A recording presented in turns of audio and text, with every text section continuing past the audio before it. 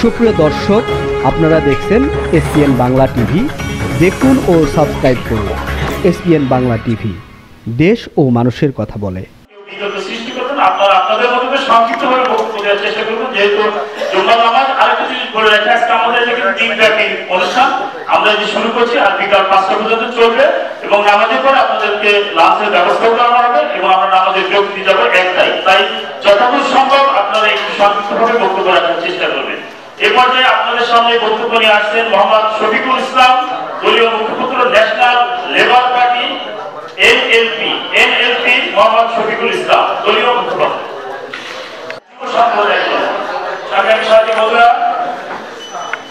আমি সাহিত্যিক বাংলাদেশ ইসলামী সমন্বয় পরিষদের সাধারণ সম্পাদক। আপনারা দীর্ঘ সময় সুনাম ধর্মের চিকিৎসক, মুখ্যমন্ত্রী বিশিষ্ট ক্যান্সার গবেষক অধ্যাপক ডাক্তার এস.এম. সারোয়ার সাহেবের আহ্বানে এবং একটি অরাজনৈতিক স্বেচ্ছাসেবক সংগঠন বাংলাদেশ ইসলামী সমন্বয় পরিষদের ব্যানারে আপনারা সকলে স্বতঃস্ফূর্তভাবে এসেছেন এবং আমাদের এই প্রোগ্রামকে সার্থক এবং সফলমণ্ডিত করেছেন। এই জন্য বাংলাদেশ ইসলামী সমন্বয় পরিষদের পক্ষ থেকে আমি আপনাদেরকে আন্তরিক অভিনন্দন এবং শুভেচ্ছা জ্ঞাপন করছি। জুলাই সনদ এবং আগামী নির্বাচন নিয়ে বিভিন্ন দলের দলীয় চিন্তা ভাবনা, আমরা বেশি চিন্তা ভাবনা করি না, যেহেতু আমরা একটি অরাজনৈতিক দল, স্বেচ্ছাসেবকমূলক সংগঠন। তাই এই ভাবনাটা আমরা আপনাদের সাথে সহযোগী ভূমিকা পালন করে আসছি এবং করে যাব।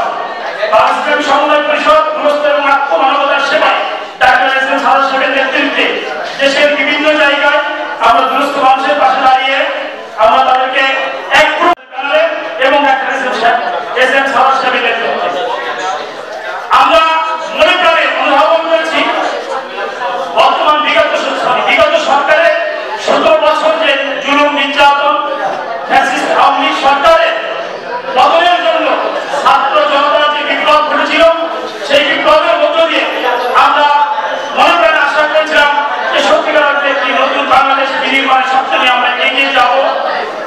যেহেতু আমরা দেখতে পাচ্ছি, আমরা জানি কবির ভাষায় বলতে হয়, স্বাধীনতা অর্জন হচ্ছে, স্বাধীনতা রক্ষা করা কঠিন। আমরা বিপ্লব এনেছি, আমরা ফ্যাসিস্ট সরকারের পতন ঘটিয়েছি, কিন্তু আমরা স্বাধীনতা রক্ষা করতে ব্যর্থ হয়েছি।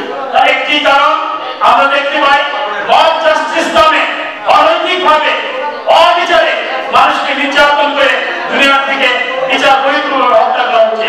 বাংলাদেশ ইসলামী সমন্বয় পরিষদ কখনো এর পক্ষপাতিত্ব করে না।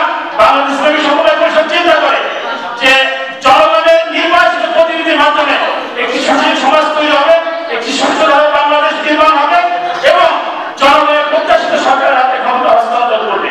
আমরা সেই লক্ষ্য নিয়ে ডাক্তার এস.এম. সারোয়ার সাহেবের হাত ধরে আমরা কতিপয় যুবক তার সঙ্গে এগিয়ে যাচ্ছি, তাল মিলিয়ে, এবং আপনাদের স্বতঃস্ফূর্ত সহযোগিতা আমরা কামনা করছি। এবং আপনারা যদি চান, আমরা বাংলাদেশ ইসলামী সমন্বয় পরিষদ আপনাদের কাজে কাজ মিলিয়ে দেশের উন্নয়নের জন্য, সমাজের উন্নয়নের জন্য, ব্যক্তি বলেন, রাষ্ট্র বলেন, সকল উন্নয়নের জন্য এবং সুশৃঙ্খল একটি জাতি হিসেবে প্রতিষ্ঠার লগ্নে বাংলাদেশ ইসলামী সমন্বয় পরিষদ কাজ করে যাচ্ছে এবং কাজ করবে। আমরা আপনাদের কাছে উদাত্ত আহ্বান রাখি, আপনারা জাতির কর্ণধার, আপনারা এখানে একজন বক্তব্য বলে গেছে পূর্বে যে আপনারা এখানে এমন লোক আছেন বাংলাদেশ পরিচালনার জন্য প্রধানমন্ত্রী মন্ত্রিত্ব দায়িত্ব গ্রহণ করে দেশকে সুষ্ঠু পর্যায়ে নিয়ে যেতে পারেন, সেই যোগ্য লোক কিন্তু আমাদের অডিয়েন্সে মঞ্চে আছেন। তো আমরা আপনাদের কাছে বাংলাদেশ ইসলামী সমন্বয় পরিষদ আহ্বান করবো, সত্যিকার অর্থে একটি সুন্দর বাংলাদেশ আমাদের উপহারটি। আমরা চাই না যে এই জরাজীর্ণ, এই হতাশার একটি বাংলাদেশ আমাদের নতুন প্রজন্ম দেখুক এবং তারা হতাশার বিরোধী দিকে থাকে। আমরা চাই স্বাধীন সার্বভৌমত্ব প্রকৃত একটি গণমুখী মানুষের বাংলাদেশ। আমরা চাই সার্বভৌমত্ব একটি বাংলাদেশ। আমরা চাই বৈষম্য বিরোধী একটি বাংলাদেশ।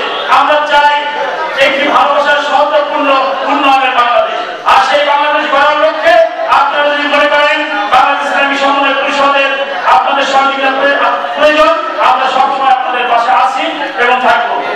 সাথী বন্ধুরা, আমি আবারও আপনাদের প্রতি কৃতজ্ঞতা প্রকাশ করি যে আপনারা দীর্ঘ সময় আমাদের এই ক্ষুদ্র প্যানেলের মাধ্যমে এবং ডাক্তার এস.এম. সারোয়ার সাহেবের আহ্বান আজকে আপনারা এখানে এসেছেন এবং যে ধৈর্যের পরিচয় দিয়েছেন, আমরা বাঙালি যে ধৈর্যশীল, এটা আমার পূর্বে জানা ছিল না। আমি জানি না এটা আমাদের কোন সৌভাগ্য, বাংলাদেশ ইসলামী সমন্বয় পরিষদ সেটা দেখতে সক্ষম হয়েছে যে না, বাঙালি জাতি একটা সভ্য জাতি, সুশৃঙ্খল জাতি, সন্ধ্যা পর্যন্ত বসিয়ে রেখেছি, যথাযথ আহ্বান করতে আমরা ব্যর্থ হয়েছি।